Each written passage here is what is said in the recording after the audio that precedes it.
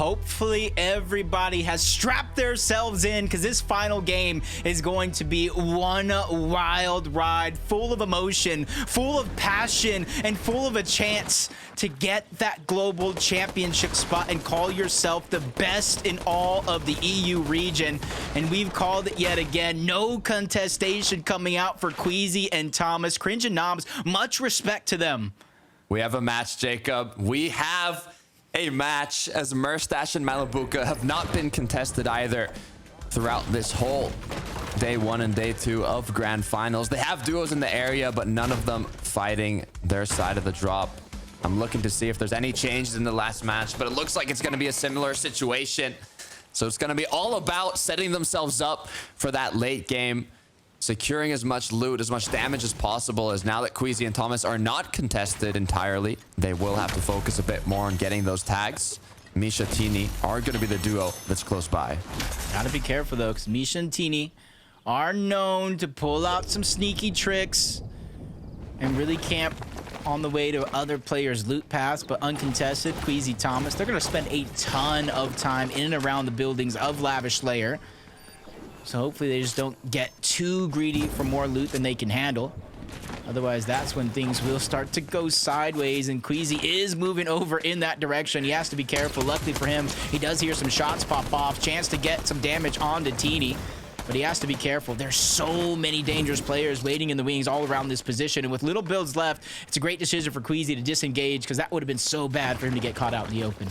Crash pads used, but it was worth it as they're back above. Misha, though, Teeny, now left as a solo. It's Chapix, Tino.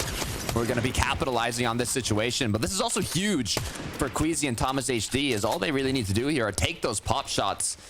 You can tell they have to kind of make a decision here, as in theory they do have the advantage against these opponents. They just got out of an engagement. They most likely don't have a lot of shield, most likely do not have a lot of HP, but at the same time, they don't want to do anything too risky. They can't get eliminated so early on.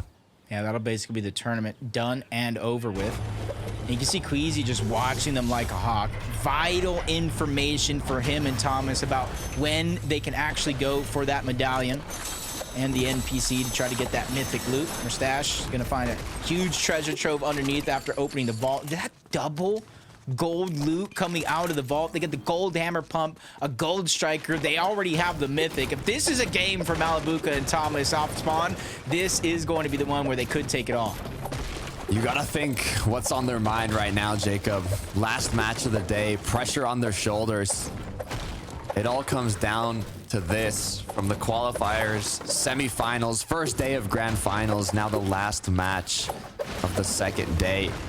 The conclusion of Major 1.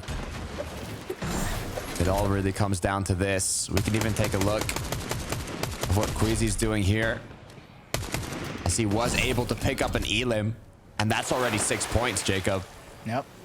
That gap is beginning to open up just a little bit. 2-point differential is now turned into 8-point lead for Queasy and Thomas. But another team that have earned the right to be in contention, a big win, uncontested Forecast Tower, moved themselves into 3rd place with 530 points.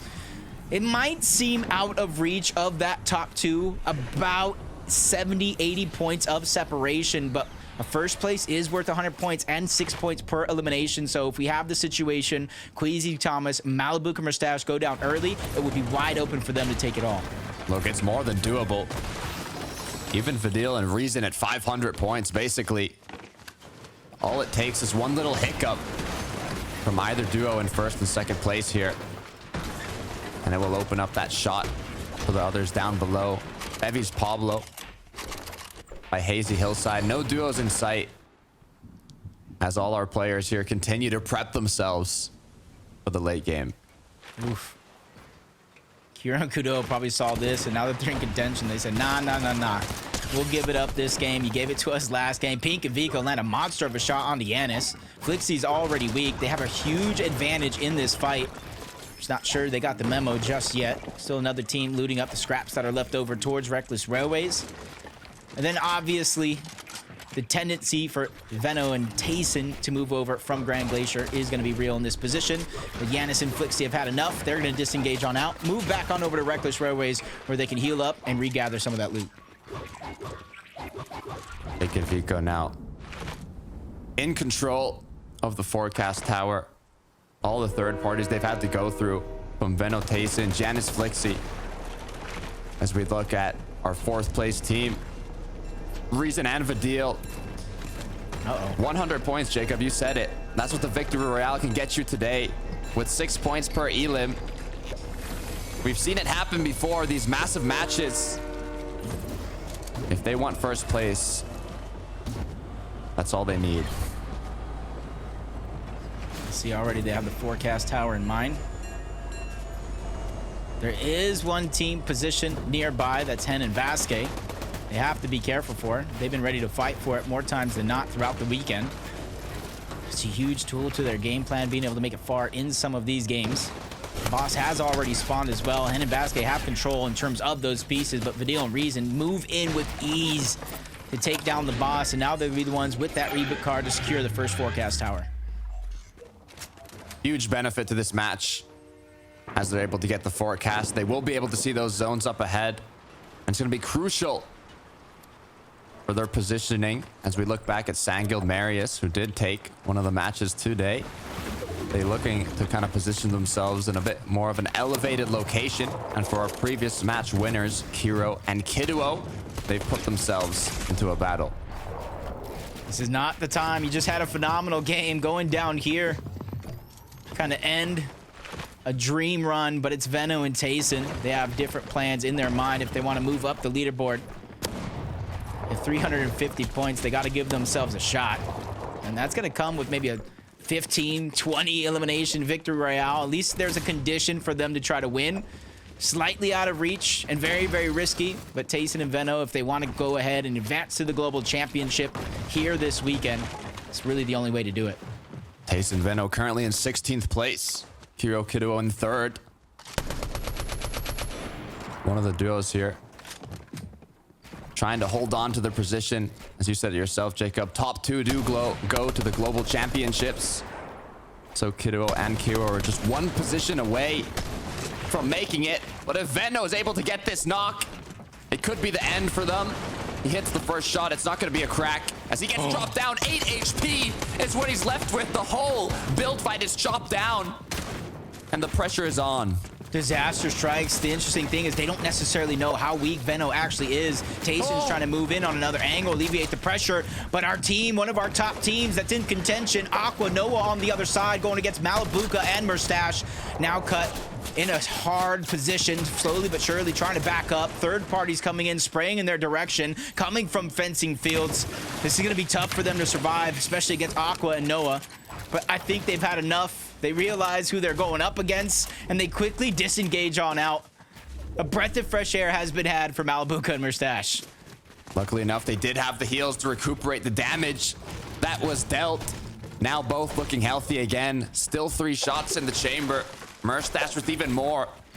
They've done a good bit of damage, but they cannot get pushed here. They need to just focus on staying up. Very, very scary for them momentarily. But luckily they have the luxury to kind of rotate back to where they were before, find any heals that were left behind, kind of get that HP back up. Thomas Queasy just checking some bushes, better safe than sorry. Even going for some cheeky shots into the distance. You miss 100% of the shots you don't take. And with the amount of sniper ammo that Thomas has, you know, you can kind of go for these Hail Marys. I mean, we saw what Thomas did in a bush at the start of this tournament. But now if you could just do the same with the sniper rifle. He's known for hitting his shots. And if there's ever been a match where it's more important, the time is now. North side of the zone by Reckless. Continuing to just look around. Once again, they were not contested, so they don't have that damage early on like they have had in the previous match. So it is a bit of a change up in their original game plan. Now at the combat cache section of the match, forecast towers have already been secured. Now it's for that extra loot and a bit of metal. for Kiro and Kiduo. Making it out of the engagement against Tayson and Benno. Have again a shot at the trophy or even the global championship.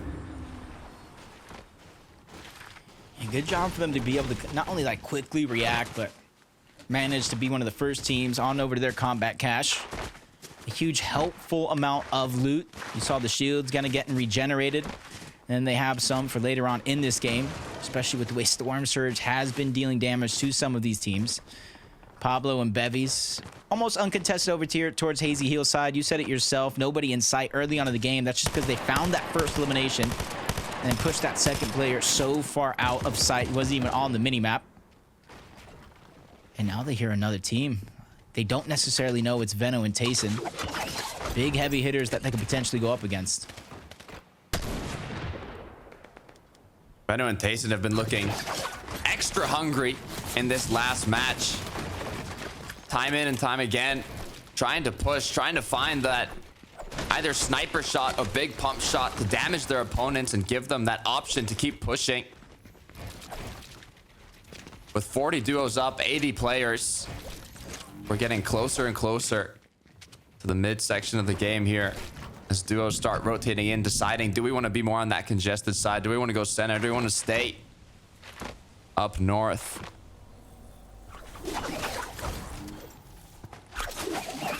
Decisions. I think for everybody here in the lobby, they're beginning to feel the pressure of what this final game can do. And that's the interesting thing, is even if you're not at the top of the leaderboard in contention to win, there's so much money, thousands upon thousands of dollars up for grabs for each and every placing as you move up the leaderboard. So there's still so much to fight for, even if you're out of reach of that first place spot. Merstash being quick to react as he was split up from Malabuka. Taking that sniper shot, unable to connect. Now this duo has history, Jacob. Entered the scene competing together in FNCS before splitting at the beginning of Chapter 4. Merstash picking up a title with Tayson. Malabuka yet to get his first. Will this be the time now? They've joined forces once again. Can they secure Malabuka's first FNCS finals? Can Merstash get his second? It's a duo I love to see. As now they go closer and closer to the Rift Island, diving right onto Seyyto. This match is everything. Yeah, Cammy was already weak as well. That's why they took the Rift. Didn't want to really grab him time to heal. Now they're hot on the heels. The Seyyto disengaged. Now it's Cammy's turn to try to drop down, which gives up all of Rift Island to Malabuka or Merstash if they so want it, but they want the elimination. Malabuka was able to find it onto Cammy as he fell down off of Loot Island.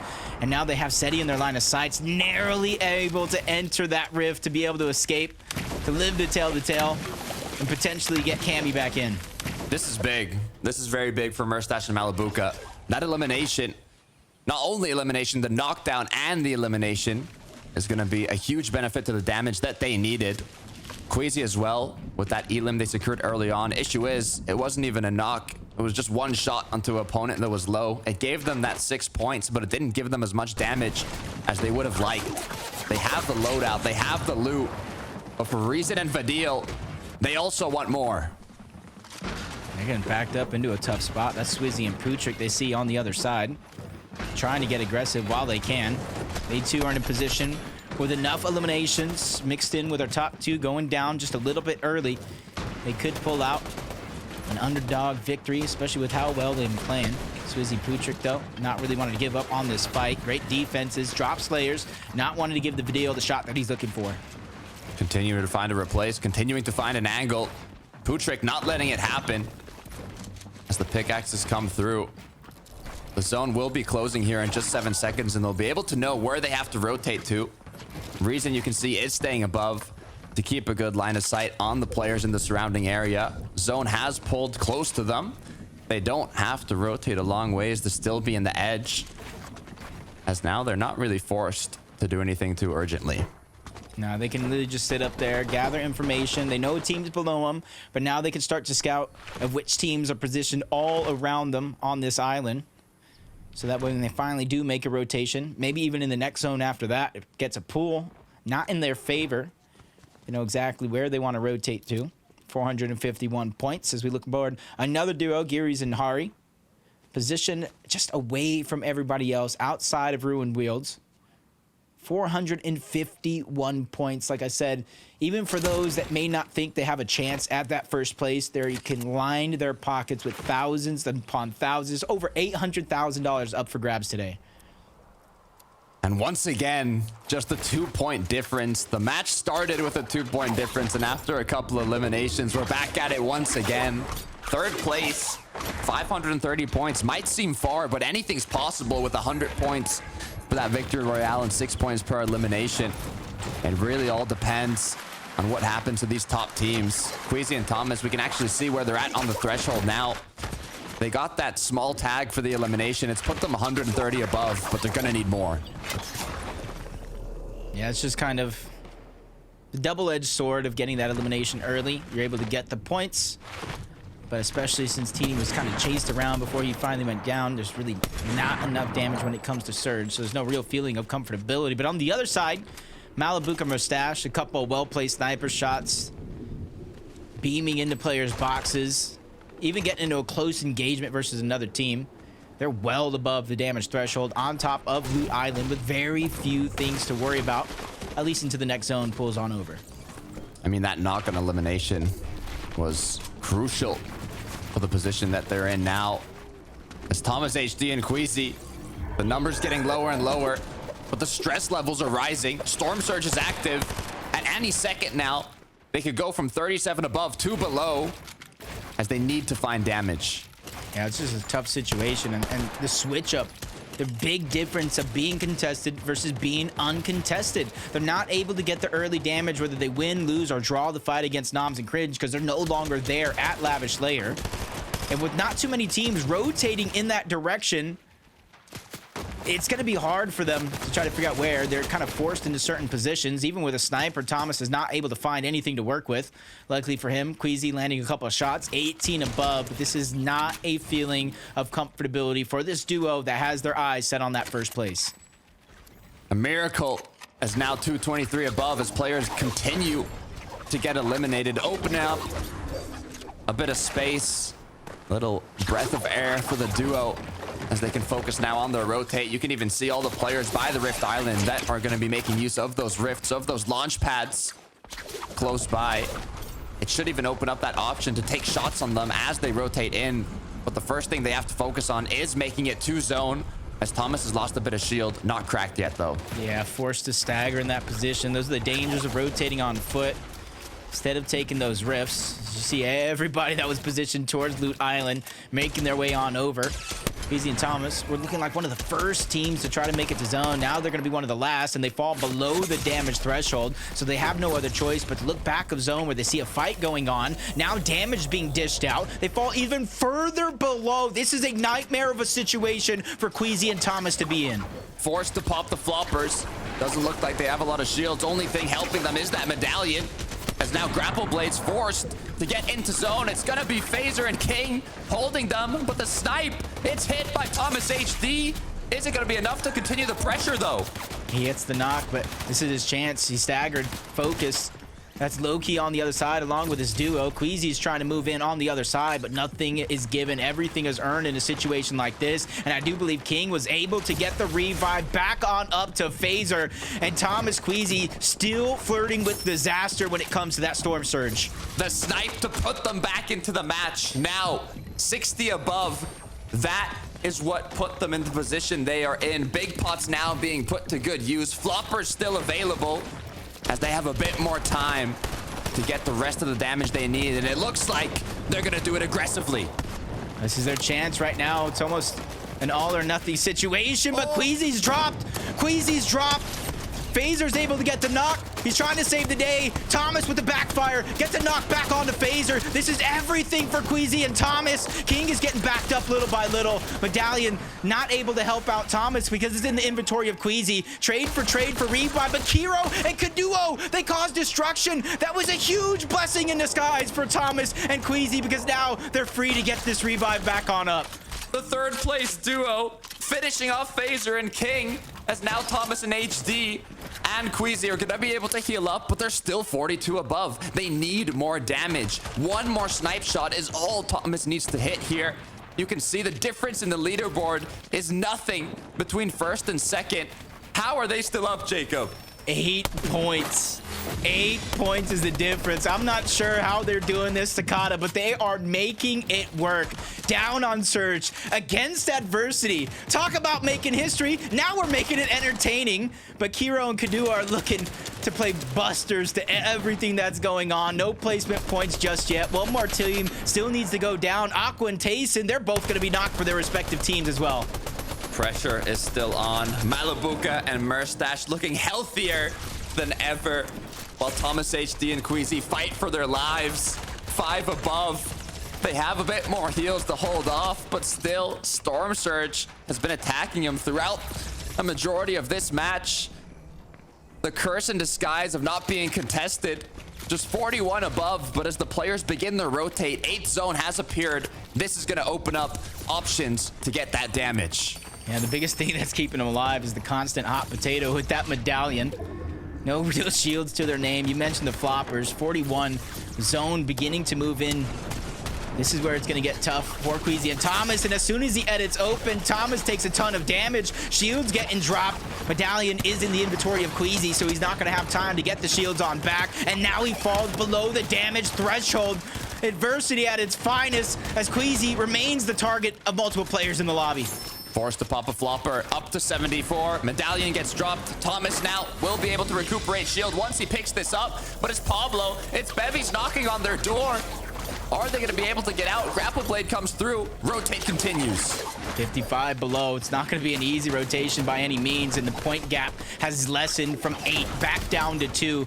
Means Malabuka, Merstash, they found elimination along the way. Queasy is down. Queasy is down. It's all up to Thomas. 8 builds to his name. He's trying to get this elimination on the bull backside of zone, and he finds that elimination, but not many builds. But he gets bandages. Another pressure towards the front side. It's looking disastrous for Thomas as everybody begins to focus back. Thomas goes down. Malabuka and Merstash are still alive, and that is 2 or 3 more points due to placement. They might have just overtaken it right there.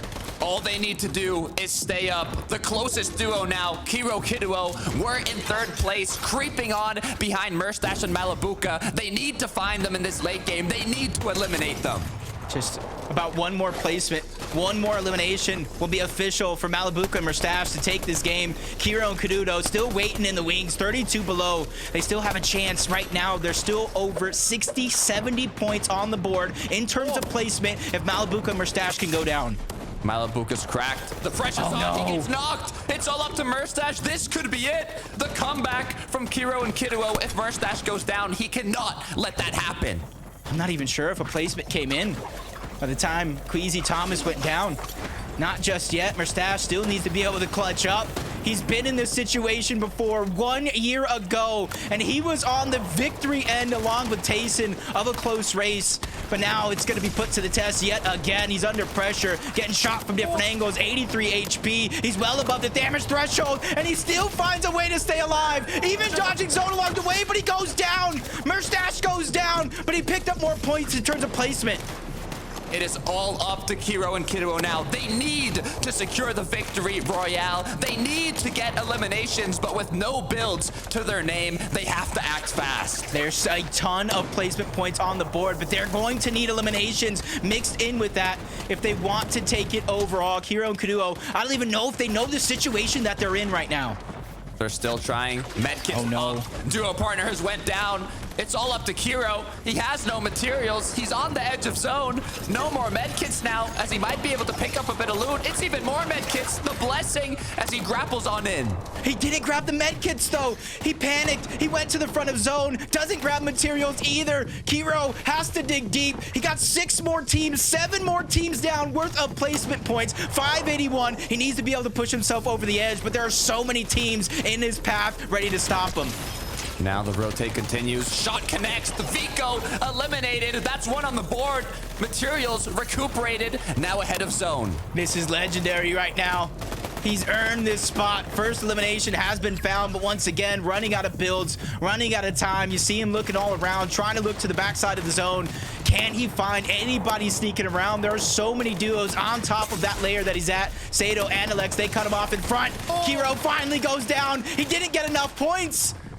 Malibuka and Merstash, will they be able to hold on to the throne as Marius is finishing off this last match? Medkit popped, 3 elims on the board. Sangil got his first victory royale this weekend in FNCS Finals lobby, looking to make it 2, looking to get more points and line their pockets with money, but Marius forced to drop down low. Shots coming from above. It's almost looking like a solo FNCS, but one duo, Noms and Cringe on the high ground. And they're holding strong. Just 11, 14 HP for Marius. He's forced back into zone, but it's duos that are up against him. He needs a miracle for the 1 versus 2. Takes the first shot, hits a wall, blocked off, as now Marius is the only solo left. He's just hiding, the only nook, cranny he can take. But he gets taken out. Andilex, Seyyto on the low ground. Noms and Cringe switching up their drop spot in the last 2 games. They've got 6 eliminations up until this point. What a way to end the game if they could somehow drop down to their opponent and finish it off. But multiple win conditions going around both of these teams. 3 medkits each. Seyyto getting tossed around, trying to play Disruptor, but he's going to get dropped down. Noms and Cringe, they're the duo on the high ground, but Andilex forced to start to heal off early. Both teams had 3 medkits. Andilex, though, the pressure's on him. Noms goes down with the knock. The heal-off continues now. Who is going to be able to outlive? Andilex does have a little bit of lead in terms of those medkits, but we've seen multiple heals getting scattered around on some fallen foes. Andilex starting the last of his opportunity. Crimms, he finds another one. Almost fumbles the bag there, but the medkit is going to be popped. Andilex now has to turn the tides. He has to go on the hunt, sees an opponent, staring him in the eyes, trying to go for the piece control. Cancels the medkit. Andilex clutches up by taking down Cringe. He does it. The medkit was found by Cringe, but it was not enough to hold on. Andilex securing that final shot for the final victory royale of the day. And that race was so close to Kata. It was so close to the very end. Queasy, Thomas HD, Malibuka, Merstash, history repeating itself going into the final game with just 2 points, but we're all left waiting. Who won? That's the biggest question. Of course, Andilex was able to clutch up in this game. He's probably lined himself with more money in his pockets, but who went to the global championship? That's the big question. 2 teams from today are booking their tickets to the Global Championship, but only 1 team is securing that FNCS title. Andilex and Seyyto secured the victory royale for this last match of the day, but who is the duo that's going to secure that Axe of Champions? There's only 3 people that can let us know. Let's head right to them.